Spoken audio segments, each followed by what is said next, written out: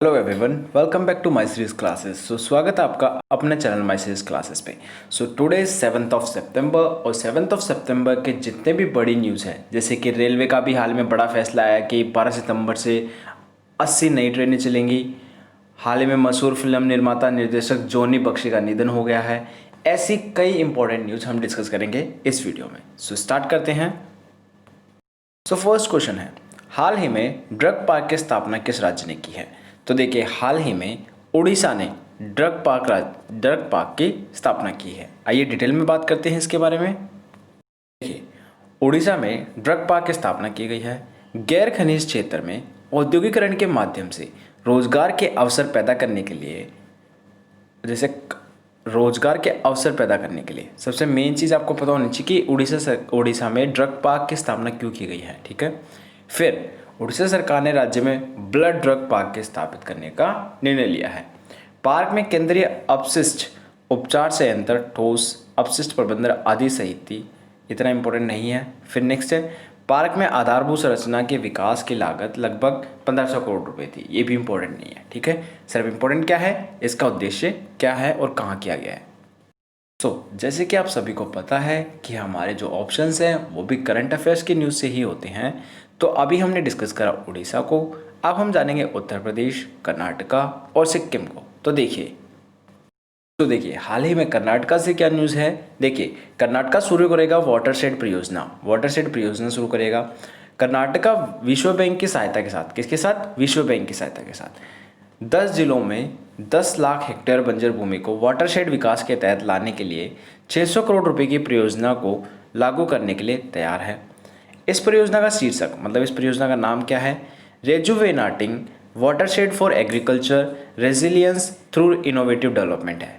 ठीक है, इसका नाम है। परियोजना के तहत राज्य सरकार 180 करोड़ रुपए प्रदान करेगी, जबकि विश्व बैंक 420 करोड़ रुपए सहायता प्रदान करेगा। नेक्स्ट न्यूज़ है हमारे उत्तर प्रदेश से। तो देखिए, बागपत में अवशेष के राष्ट्रीय महत्व है। मतलब भारतीय पुरातत्व क्या होते हैं, ये हिस्टोरियंस होते हैं। ठीक है, जो फोर्ट्स में या खुदाई करते हैं, ठीक है, वो होते हैं। तो जो आर्कियोलॉजिस्ट होते हैं ना, जो इनकी स्टडी करते हैं पिछले ऑर्नामेंट्स की, उन सबको बोलते हैं। ठीक है, तो उनके द्वारा उत्तर प्रदेश के बागपत जिले में सादी कपूर सिनोली में पुरातात्विक स्थल और अवशेषों को राष्ट्रीय महत्व के रूप में घोषित किया गया है। 2000 ईसा पूर्व के आसपास एक योद्धा वर्ग के अस्तित्व का प्रमाण यहाँ 2018 में खोजा गया था। इस स्थल की देखरेख अब एएसआई क्या होता है? आर्कियोलॉजिकल सर्वे ऑफ इंडिया द्वारा की जाएगी और इसके आसपास के विकास कार्य केंद्रीय नियमों को अधीन होंगे। ठीक है, सिक्किम से काफ़ी दिनों बाद एक इम्पॉर्टेंट न्यूज़ आई है। देखिए, सिक्किम का पंग लैपसोल त्यौहार। पंग लैपसोल सिक्किम के संरक्षक देवता के रूप में माउंट खंगचेंदजोगा के प्रतिष्ठान के लिए मनाया जाता है। तो इसे ये भी पता चलना चाहिए कि जो माउंट खंगचेंदजोंगा कहाँ पे है? सिक्किम में। और उसी के सर्वेक्षण के लिए ये त्यौहार मनाया जाता है। यह त्यौहार तिब्बती कैलेंडर के 7वें महीने के 15वें दिन अर्थात 15 अगस्त के अंत या सितंबर की शुरुआत में मनाया जाता है। नेक्स्ट क्वेश्चन है, हाल ही में किस देश के राष्ट्रपति हैं जिन्होंने उत्तरी कैरोलिना में विलिंगटन को हेरिटेज सिटी बनाया है? देखिए, अमेरिका के राष्ट्रपति डोनाल्ड ट्रंप ने ये काम किया है। क्या किया है, मैं आपको डिटेल में बताता हूँ इसे। देखिए, जो वर्ल्ड वॉर वन था उसके अंदर इस सिटी में, किसमें? विलिंगटन में बहुत ज़्यादा फेमस रहा था ये। तो इसी याद में इन्होंने इसको हेरिटेज सिटी बनाया। ठीक है, बात करें जापान, स्विट्ज़रलैंड और रूस की। तो देखिए, रूस के हमारे साथ एक एक्सरसाइज होती है जिसे बोलते हैं काउकाज, और भारत ने हाल ही में उसे करने से मना कर दिया है। तो देखिए, वास्तविक नियंत्रण रेखा पर चीन के साथ चल रहे सैन्य टकराव को देखते हुए भारत ने सैन्य अभ्यास काउकाज 2020 से पीछे हटने को फैसला कर दिया है। ठीक है, यह रूस के ऑर्नबर्ग क्षेत्र में डोगूज प्रशिक्षण रेंज में 15 से 26 सितंबर तक आयोजित होने वाला है। भारत की बहुपक्षीय युद्ध खेल में भाग लेने के लिए 200 कर्मियों के साथ एक त्रिसेवा दल भेजने की योजना थी, बट अब नहीं भेजेंगे क्योंकि हमारा चीन के साथ विवाद चल रहा है। इसी के साथ अगर हम बात करें हमारे नेक्स्ट ऑप्शन स्विट्जरलैंड की, तो देखिए स्विट्जरलैंड से क्या न्यूज़ है। सौर ऊर्जा संचालित विमान से विश्व की पहली छलांग। देखिए एक पैराशूटिस्ट ने पश्चिमी स्विट्जरलैंड के ऊपर 1520 मीटर लगभग 5000 फीट की ऊंचाई तक उड़ान भरने के बाद सौर संचालित विमान से दुनिया की पहली छलांग पूरी की। ठीक है, सौर संचालित विमान इसमें इंपॉर्टेंट है। ठीक है, और पैराशूटिस्ट राफेल डोमजन अपनी छलांग के दौरान, उनका नाम था राफेल डोमजन, अपनी छलांग के दौरान 150 किलोमीटर प्रति घंटे की गति तक पहुंचे गया, पेर्नेन में प्रोजेक्ट बेस के आसपास उतर गया। एक और इम्पॉर्टेंट न्यूज़ है, मैंने ऑप्शन में अमेरिका लिया था बट अमेरिका से इतना रिलेटेबल नहीं है ये, बस इन बंदे का नाम याद रखना आप। स्कूबी डू के सह निर्माता जो रूबी का निधन हो गया है। कार्टून श्रृंखला स्कूबी डू के सह निर्माता जो रूबी का अगस्त 2020 में निधन हो गया है। अमेरिका नौसेना में सेवारत होने के बाद, मतलब रिटायरमेंट के बाद, हाना बारबरा प्रोडक्शंस में काम करने के दौरान स्पियर्स से मिलने से पहले रूबी ने अपने टेलीविज़न करियर की शुरुआत वॉल्ट डिज्नी प्रोडक्शन में की। नेक्स्ट क्वेश्चन है, हाल ही में SBOTOP स्पोटॉप ने किसे अपना ब्रांड एम्बेसडर बनाया? तो डेविन ब्रावो को बनाया है। डेविन ब्रावो कौन है? देखिए ये वैसे तो चेन्नई सुपर किंग्स की टीम से खेलते हैं, ठीक है, और वैसे वेस्ट इंडीज़ के हुआ है। चलिए बात करते हैं इनके बारे में डिटेल में। स्टॉपबॉट ने डेविन ब्रावो को अपना ब्रांड एम्बेसडर बनाया। कुछ दिन पहले brand ambassador English Premier League club Leeds United के साथ इसके प्रमुख क्लब प्रायोजक के रूप में एक बहुवर्षीय परियोजना सौदा किया। स्पॉटॉप एक वैश्विक ऑनलाइन सट्टेबाजी मंच है, ठीक है, जैसे कि ड्रीम 11 हो गया, ठीक है, पोकर हो गया, उसकी तरह ये भी, जो अपने ग्राहकों को खेल, लाइव कसिनो आदि से उत्पादों से अपने अपने शूट के साथ सर्वश्रेष्ठ ई गेमिंग अनुभव देने का प्रयास करता है। समझ गए? नेक्स्ट बहुत ही इंपॉर्टेंट न्यूज़ है, one of the best actor Ayushmann Khurrana के बारे में। बजाज आलियांज ने उनको ब्रांड एम्बेसडर बनाया है। बजाज आलियांज लाइफ ने आयुष्मान खुराना को अपने ब्रांड एम्बेसडर नियुक्त की घोषणा की है। वे ऑफलाइन और ऑनलाइन माध्यमों से इसके उत्पादों और डिजिटल सेवाओं को बढ़ावा देंगे। खुराना ब्रांड एम्बेसडर के अगले अभियान स्मार्ट लिविंग में शामिल होंगे, जिसमें अपनी टर्म प्लान स्मार्ट प्रोटेक्ट गोल और नई डिजिटल सेवा स्मार्ट असिस्ट शामिल है। ऑप्शन में मैंने राजनाथ सिंह जी को ले रखा था। कौन है वो? हमारे रक्षा मंत्री हैं। और हाल ही में रक्षा मंत्रालय से क्या न्यूज़ है, तो देखिए एक पैनल की स्थापना की गई है। किस लिए की गई है? देखिए मुख्यालय के भीतर नागरिक और नौसेना प्रशासनिक नियुक्तियों के अनुकूलन करने वाला सशस्त्र बल मुख्यालय सिविल सेवा कैडर के प्रभावी उपयोग की समीक्षा के लिए 3 सदस्यीय समिति का गठन किया गया है। यह सेना की लड़ाकू क्षमता को बढ़ाने के लिए लेफ्टिनेंट जनरल DB सक्तादार सेवानिवृत्त समिति का सिफारिश के अनुरूप है। The ease of doing business report को किसने निलंबित किया है? तो हाल ही में किसने इसको डिले कर दिया है? विश्व बैंक ने। देखिए विश्व बैंक ने ease of doing business ranking करने वाली डूइंग बिजनेस रिपोर्ट को प्रकाशन को रोक दिया है। अक्टूबर 2017 और अक्टूबर 2019 में प्रकाशित 2018 और 20 की रिपोर्ट में आंकड़ों में बदलाव के बारे में अनियमितताओं के मद्देनजर रैंकिंग के प्रकाशन में प्रभावी निलंबित, मतलब बेसिकली उनको कन्फ्यूज़न है 17, 18 और 20 के डाटाज में, तो इसलिए उन्होंने हाल ही में इसको रोक दिया है। इसी के साथ बात करें हमारे ऑप्शंस की, तो RLB बैंक हमारे ऑप्शन में है। इन्होंने एक सुविधा शुरू की है। देखिए RBL बैंक ने इंस्टेंट मनी ट्रांसफ़र प्रणाली का लाभ उठाते हुए ATM कार्डलेस कैश निकासी की एक सुविधा शुरू की है। बैंक ने इस सेवा के पेशकश करने के लिए वैश्विक प्रौद्योगिकी प्रदाता एमपेज पेमेंट सिस्टम के साथ करार किया है। RBL बैंक ग्राहक अपने डेबिट कार्ड के बिना बैंक में 389 IMT सक्षम ATM या देश भर के 40,000 से अधिक अन्य बैंक ATM से नकदी निकाल सकते हैं। हमारे पास ऑप्शन में C कैम्प भी था।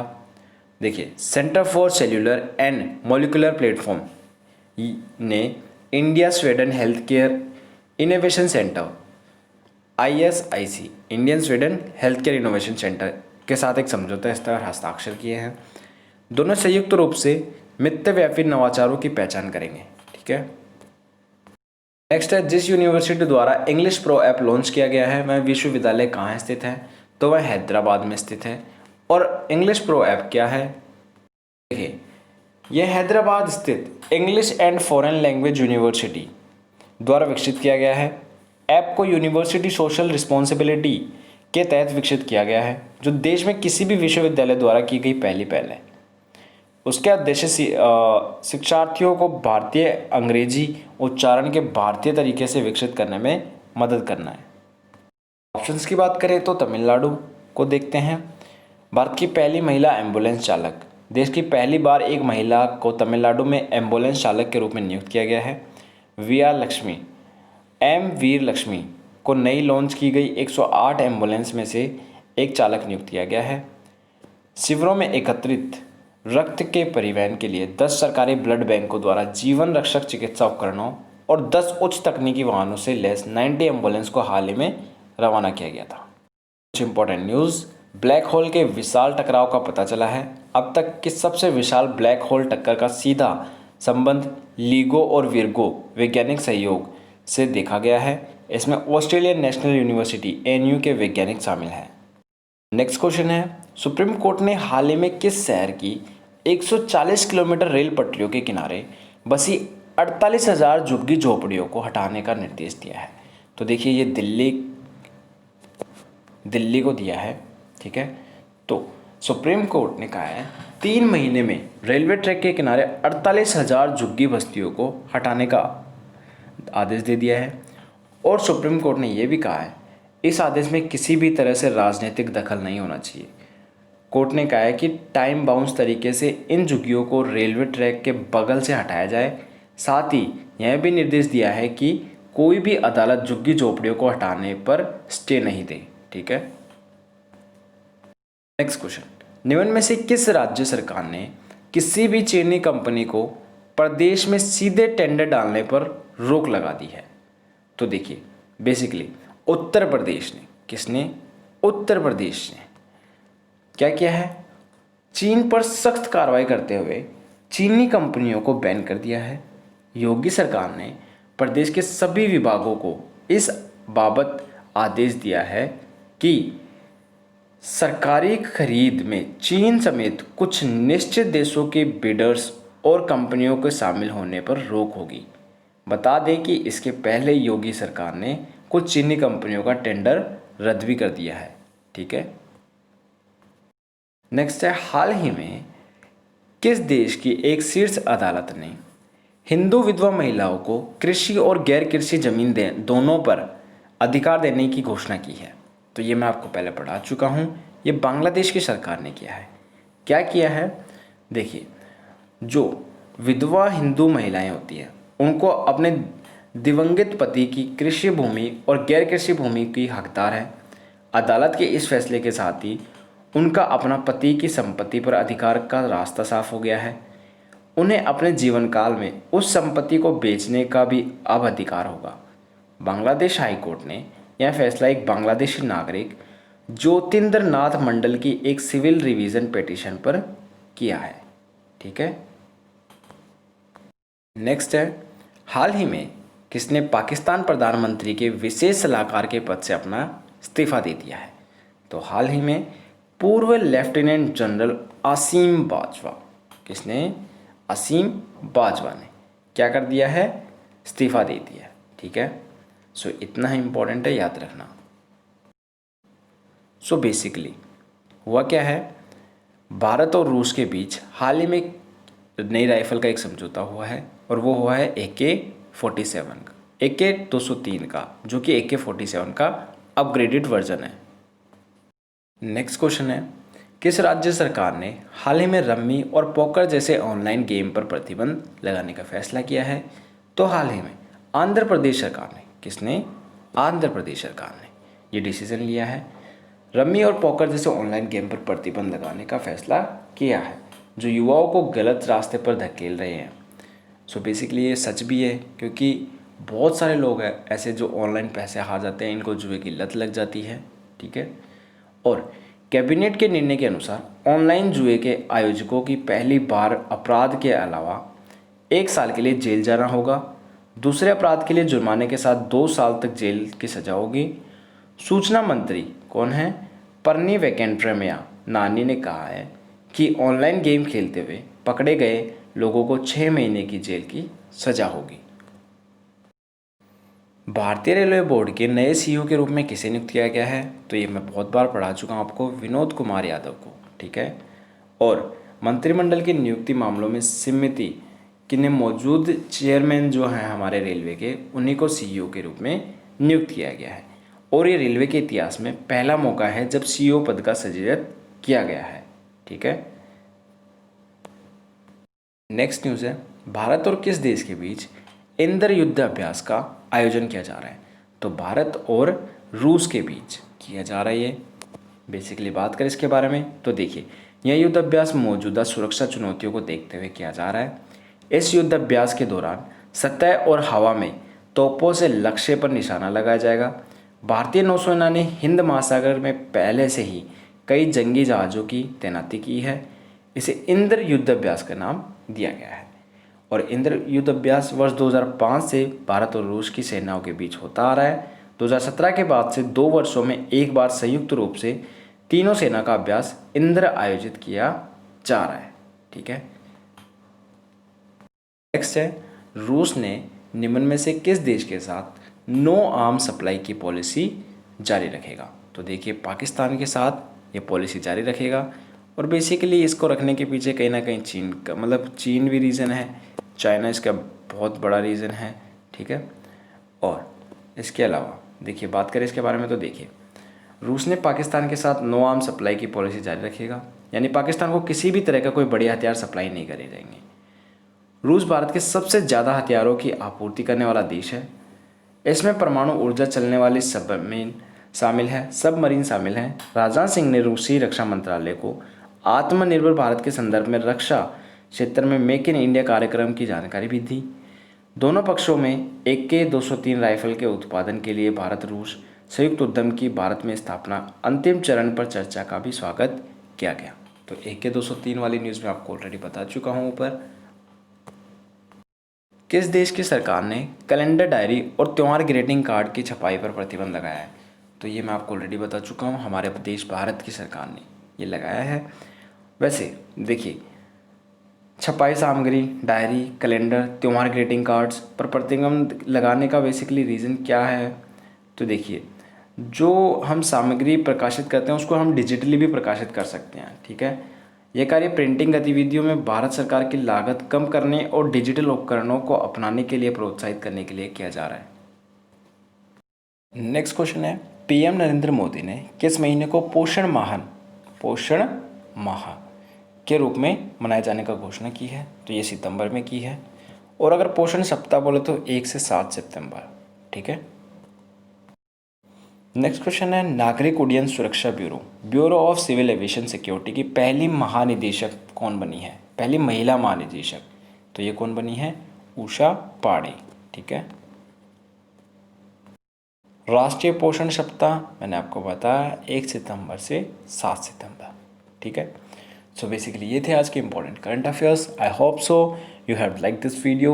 So if you like this video, please do like, comment, share and subscribe my series classes and keep on visiting my series classes on YouTube. Thank you so much and have a nice day. Have a great day.